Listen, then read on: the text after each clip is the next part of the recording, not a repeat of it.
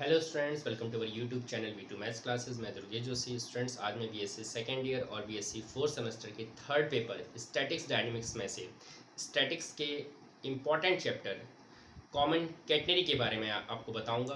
तो आइए देखते हैं कि कैटनरी और कॉमन कैटनरी आखिर होता क्या है। देखिए डेफिनेशन इसकी, when a heavy flexible and uniform chain Hanks freely under gravity between 2 points which are not in the same vertical line, then the shape of the chain in which it hangs is called catenary or common catenary।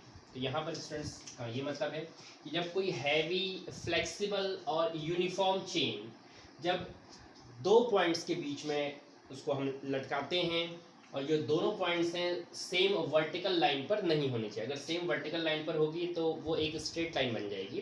तो same vertical line पर ये दोनों point नहीं होने चाहिए जिन पर हम उसे सस्पेंड कर रहे हैं। तो then the shape of the chain, तो जो चेन का जो शेप बनेगा जिस पर वो लटकाई जा रही है, जिन दो पॉइंटों के पे लटकाने के बाद जो उसका शेप बनेगा, उसी शेप को हम क्या कहते हैं, कैटनरी और कॉमन कैटनरी। तो स्टूडेंट्स आइए यहाँ पर हम देखते हैं, जैसे कि हमने कहा कि यहाँ पर हमने बोला है कि देखिए ये कैटनरी या कॉमन कैटनरी की हम बात कर रहे हैं। तो हमें यहाँ पर एक चेन को लेना है क्योंकि चेन क्या होगी, हैवी होगी। तो देखिए जैसे है स्ट्रिंग, स्ट्रिंग मतलब कोई तार हो गया, वो क्या होगा, लाइट होगा। लाइट मतलब हल्का, तो इससे हमें नहीं लेना है, ठीक है। हमें क्या लेना है, चेन लेनी है। चेन कैसी होगी, हैवी। हैवी होने के साथ उसको क्या होना चाहिए, मतलब कि यहाँ पर क्या कैटेगरी इसकी हो सकती है, चेन की हैवी होगी, ये हो सकती है नॉन फ्लेक्सिबल हो सकती है और फ्लेक्सिबल हो सकती है। तो हमें फ्लेक्सिबल को लेना है क्योंकि देखिए हैवी फ्लेक्सिबल बोला गया, तो हम फ्लेक्सिबल को लेकर चलेंगे। फ्लेक्सिबल में भी स्टूडेंट्स यहाँ पर दो चीज़ें होंगी, एक होगी यूनिफॉर्म, एक होगी नॉन यूनिफॉर्म। तो ये नॉन यूनिफॉर्म है, यहाँ पर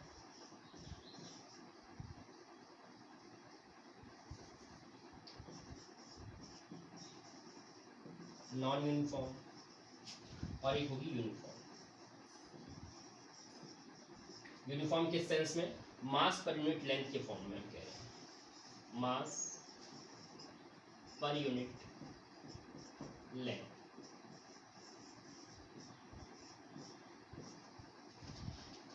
तो स्टूडेंट्स यहाँ पर यही बोला गया है, व्हेन जब कोई चेन, हैवी चेन जो कि फ्लेक्सिबल हो और वो दो तरह से हो सकती है, नॉन यूनिफॉर्म या यूनिफॉर्म, तो हमें क्या कंसिडर करके चलना है, यूनिफॉर्म।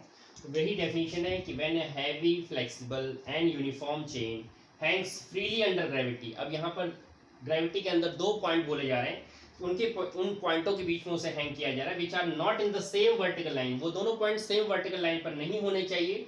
तो जो कैटनरी का शेप, जो चेन का शेप बनेगा, उसी जिस पॉइंट पर वो लटकाई गई है उस शेप को क्या बोलेंगे, कैटनरी कहते हैं या कॉमन कैटनरी कहते हैं। तो स्टूडेंट्स यहाँ पर देखिए इस तरह से बन सकता है,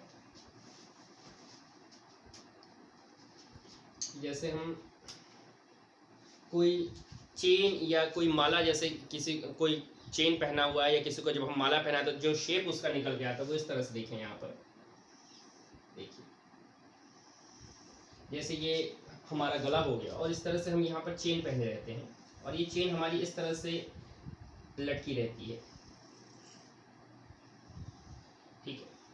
तो आप ये देख रहे हैं कि ये जो दो पॉइंट ऑफ सस्पेंशन है, जैसे मैंने ये मान लिया कि ये ए है और ये बी है, तो ये जो दो पॉइंट ऑफ सस्पेंशन है, यही बोला गया है which are not in the same vertical line. ये दोनों पॉइंट जो है पॉइंट ऑफ सस्पेंशन जिस पे चेन लटकाई जाएगी, सेम वर्टिकल लाइन पर नहीं होनी चाहिए। अगर सेम वर्टिकल लाइन पर होंगे तो आप देखिए इस तरह से होगा। तो जैसे मैं ये कह दे रहा हूँ ए और ये बी, अगर ये दो पॉइंटों के बीच में अगर आप चेन को सस्पेंड करते हैं तो ये एक स्ट्रेट लाइन बन जाएगा, तो ये कैटनरी का शेप बनेगा ही नहीं। तो ये जो शेप है, जिस तरह से जैसे हम गले में माला पहनते हैं या किसी कोई चेन पहना रहता है, तो ये जो शेप निकल के आ रहा है इसी को हम कहते हैं कैटनरी या कॉमन कैटनरी। ओके स्टूडेंट्स, तो आइए अब इस पे नेक्स्ट टॉपिक पर हम डिस्कस करेंगे कि intrinsic equation of common catenary क्या है। स्टूडेंट्स हमारा नेक्स्ट क्वेश्चन है to find the intrinsic equation of common catenary. Common catenary का इंट्रिंसिक इक्वेशन क्या होता है। तो स्टूडेंट्स यहाँ पर देखिए हमने एक फिगर ड्रॉ कर रखा है। यहाँ पर ए और बी जो है वो पॉइंट ऑफ सस्पेंशन है किसी चेन के, और सी उस चेन का क्या है, लोएस्ट पॉइंट है, ठीक है। आइए इस फिगर को पहले डिफाइन कर लेते हैं तो यहाँ पर आपको और क्लियर हो जाएगा। as shown in the figure, as shown in the figure,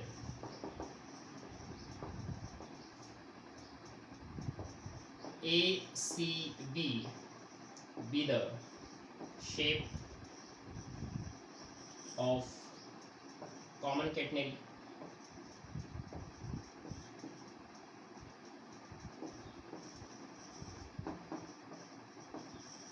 ACB common catenary का shape है, where C is the lowest point of the catenary, where C is the lowest point of common catenary,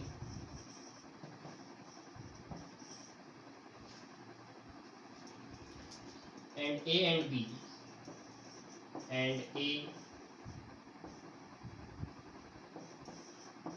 and B are the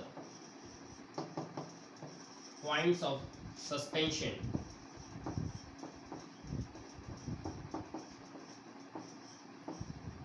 which are in the same horizontal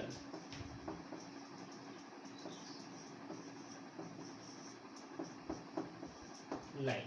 जैसा कि आप देख रहे हैं students कि ए और बी, यहाँ पर हमने अभी डेफिनेशन में क्या देखा था कि जो पॉइंट ऑफ सस्पेंशन है which are not in the same vertical line बोला गया था कि सेम वर्टिकल लाइन पर नहीं हो सकते लेकिन सेम हॉरिजॉन्टल लाइन पर तो हो ही सकते हैं। तो ए और बी आपके जो पॉइंट ऑफ सस्पेंशन है वो क्या है, which are in the same horizontal line, एक ही हॉरिजॉन्टल लाइन पर वो लाई कर रहे हैं, ठीक है। और यहाँ पर सी आपका जो है वो फिक्स्ड पॉइंट है, let C be a fixed point, let C be a fixed point। तो स्टूडेंट्स C हमारा यहाँ पर फिक्स पॉइंट है। अब जो C पॉइंट पर आप देखो स्टूडेंट्स, हम टेंजेंट जो ड्रॉ कर रहे हैं, ये जो आपका टेंजेंट वाली लाइन है कि एक्स डैश यहाँ से ये टी नॉट वाली, ये जो टेंजेंट वाली लाइन है, ये अगर C पॉइंट फिक्स है तो इससे पास होने वाला टेंजेंट वो वाली लाइन भी क्या हो जाएगी, फिक्स हो जाएगी। तो यहाँ पर हम इस तरह से इसे लिख लेंगे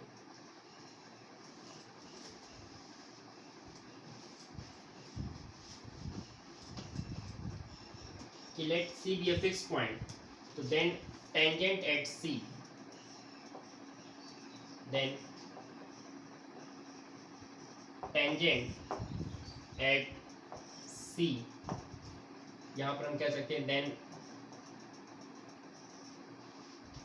the line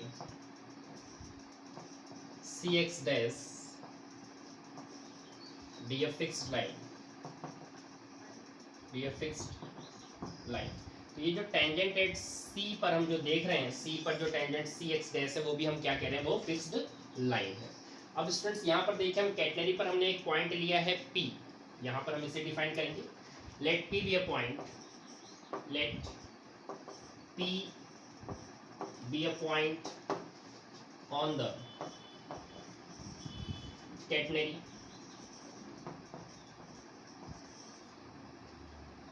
whose intrinsic coordinate is,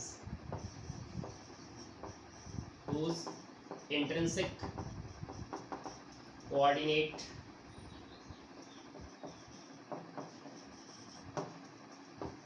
is s, psi। तो स्टूडेंट्स यहाँ पर देखिए, जो इसके इंट्रिंसिक कोऑर्डिनेट है, मतलब कि C से P तक की जो आर्क लेंथ है वो हमारी S है, और ये जो एंगल बना रहा है P एन एक्स डैश, वो एंगल बना रहा है साई। तो इंट्रिंसिक के लिए एस और साई के फॉर्म में हमारा कोऑर्डिनेट आता है, तो हम वही बता रहे हैं कि पी हमारे पास पॉइंट है कैटनरी पर जिसके इंट्रिंसिक कोऑर्डिनेट क्या है, एस और साई है। तो देयरफॉर इसको हम डिफाइन कर देंगे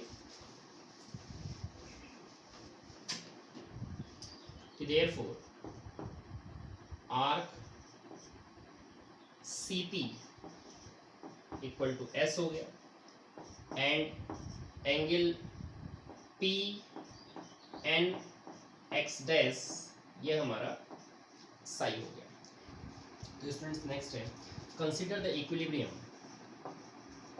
consider the equilibrium, equilibrium of the arc CP of the common catenary, of the common catenary. ये जो आर्क CP है इसको हम इक्विलिब्रियम पोजीशन में सपोज कर रहे हैं. तो this arc is in equilibrium, this arc is in equilibrium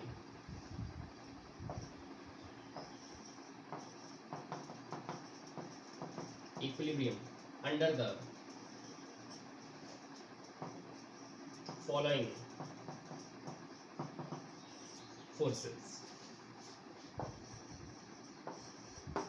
तो कौन कौन से फोर्सेस हैं जिनसे ये आर्क इक्विलिब्रियम पोजीशन पर हमारा रहेगा? तो देखिए स्टूडेंट्स, यहाँ पर मेनली 3 फोर्सेस हैं. एक तो P पॉइंट पर लगने वाला टेंशन T नॉट, जिसको कि हम फोर्स T भी बोल सकते हैं, जो कि P की डायरेक्शन में अपवर्ड डायरेक्शन में जा रहा है.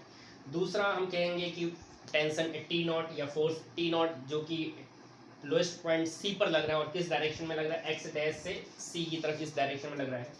तीसरा हम कहेंगे कि आर्क CP जो कि चेन का एक पार्ट है, उसका आर्क जो हम जिसको यहाँ पर हम आर्क CP कह रहे हैं, उस चेन का जो पार्ट का वेट, इसका खुद का वेट, इस आर्क CP का जो वेट होगा वो W, वो डाउनवर्ड एक्ट कर रहा होगा. तो 3 तरह से फोर्सेस हमारे लग रहे हैं. एक अपवर्ड लग रहा है, एक इस डायरेक्शन में लग रहा है x डैश से C की तरफ, और एक डाउनवर्ड लग रहा है. जब ये 3 फोर्सेस एक्ट करेंगे, और सबसे मेन चीज़ यहाँ पर ये है कि ये 3 फोर्सेस एक ही पॉइंट से पास आउट हो रहे हैं. अगर स्टूडेंट्स यहाँ पर आप देखो तो वो पॉइंट यहाँ पर जो 3 फोर्सेस पास आउट हो रहे हैं, वो कॉमन पॉइंट उसका n है कि ये 3 फोर्सेस n पॉइंट से पास आउट हो रहे हैं, तभी ये इक्विलिब्रियम पोजीशन पे माना जाएगा. तो इसी को हम यहाँ पर डिफाइन कर रहे हैं. तो स्टूडेंट्स, इसमें पहला पॉइंट है अ फोर्स T, जिसको हम टेंशन भी बोलेंगे. अ फोर्स T, इसको हम टेंशन बोल रहे हैं, एट किस पॉइंट पर, P पर, along the tangent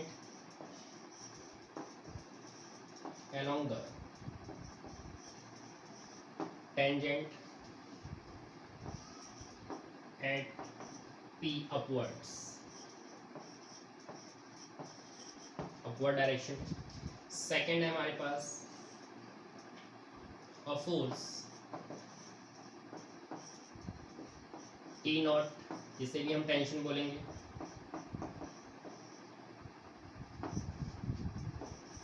eight lowest point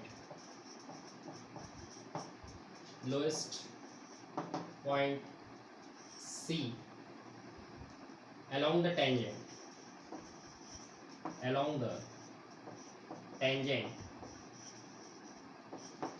in the direction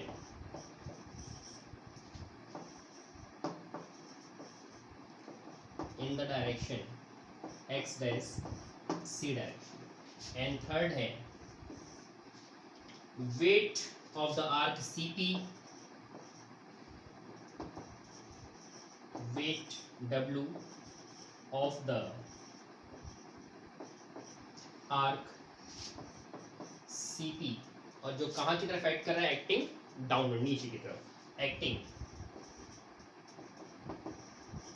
downwards.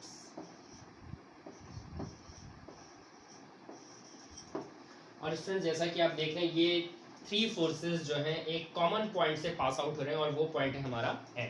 इसे हम यहाँ पे डिफाइन कर देंगे. these 3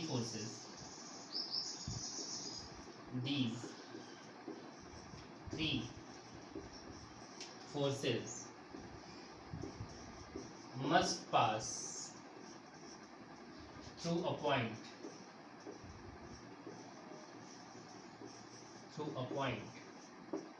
उस पॉइंट को हम यहाँ पर कह रहे हैं N, जो कि N पॉइंट से पास आउट हो रहा है. ओके स्टूडेंट, नेक्स्ट है now resolving the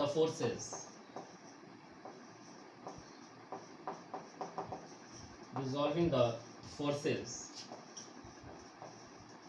horizontally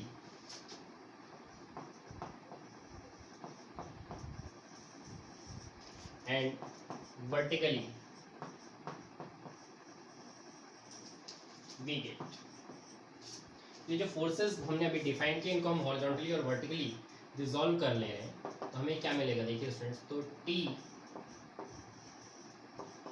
cos Sai हमें T नॉट के इक्वल मिलेगा, एंड टी साइन साई हमें डब्ल्यू के इक्वल मिलेगा।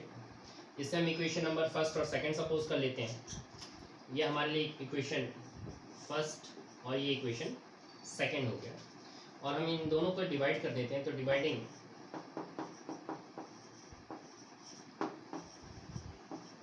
इक्वेशन 2 बाई इक्वेशन 1, तो इनको डिवाइड करने पर स्टूडेंट्स देखिए हमें क्या मिलेगा यहाँ से। तो T sine psi upon T cos psi, और यहाँ पर W upon T naught. T से टी आपका कैंसिल हो गया, तो आपको मिल रहा है tan Sai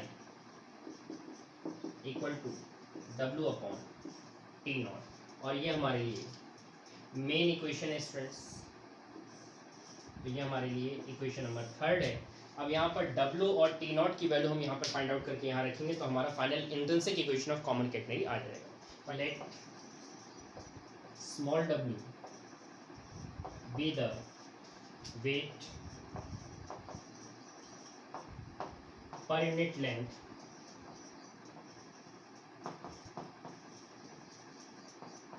let small w be the weight per unit length of the arc of the common catenary.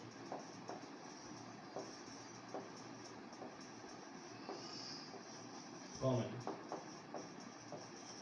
Catenary. तो स्टूडेंट्स कॉमन कैटेनरी के आर्क का स्मॉल w क्या है, वेट पर यूनिट लेंथ है। तो कॉमन कैटेनरी का जो आर्क हमने CP लिया था उसका टोटल वेट हमने कितना सपोज किया था, कैपिटल W। तो यहाँ पर हम लिखेंगे कि देयरफॉर कैपिटल W की वैल्यू क्या हो जाएगी, आर्क जिसका जितना वेट है उस आर्क का, तो आर्क लेंथ हमारी S है, और आर्क स्मॉल w क्या है, वेट पर यूनिट लेंथ। तो ये S इंटू स्मॉल w जब हम करेंगे तो टोटल आर्क का हमें वेट पता चल जाएगा। तो टोटल आर्क का वेट W था, तो किसके इक्वल आएगा, S इंटू स्मॉल w के इक्वल आ जाएगा। तो स्टूडेंट्स इसे हम इक्वेशन नंबर 4 ले लेंगे। देखिए let T naught be the tension equal to the, ये किसके इक्वल होगा, tension equal to the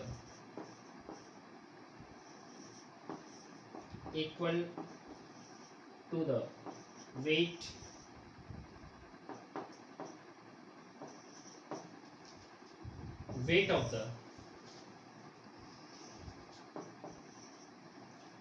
catenary या कॉमन कैटेनरी लिखो, weight of the common catenary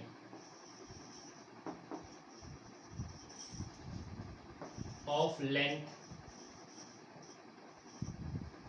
C, small c। ये जो आप C देख रहे हो ना, ये C के कोऑर्डिनेट आपने क्या बताया, 0,C। 0 इसलिए क्योंकि ये y एक्सिस पर लाई कर रहा है। C मतलब ये O से C तक की ये जो डिस्टेंस है ये है स्मॉल c।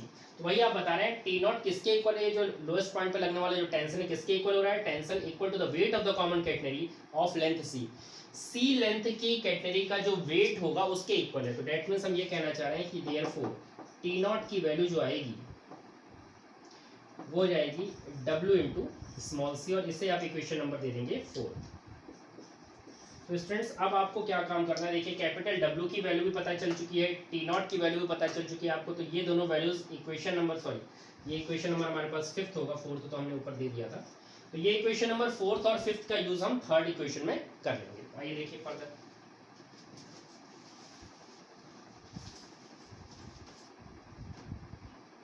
तो यहाँ पर हम लिख लेंगे using equation 4 and equation 5 in equation 3 in equation 3। तो ये हमें क्या मिल रहा है देख लेते हैं। देखिए कैपिटल W की वैल्यू है S इंटू स्मॉल w, ठीक है। तो हम इस तरह से लिखेंगे यहाँ पर कि tan sine S into small w, और यहाँ पर स्मॉल w इंटू C। तो ये मिल जाएगा हमें टेन साइन W से W कैंसिल, तो ये S अपॉन C, और यहाँ पर हम लिख सकते हैं इसको S equal to C tan sine. तो स्टूडेंट्स ये जो इक्वेशन हमारे पास आ रही है, ये जो इक्वेशन हमारे पास आई है, यही इक्वेशन आपकी intrinsic equation of common catenary कहलाती है। तो लिखेंगे आप कि this is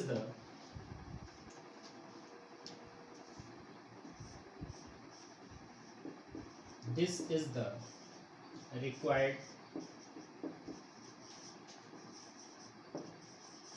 equation of required intrinsic equation लिखेंगे, required intrinsic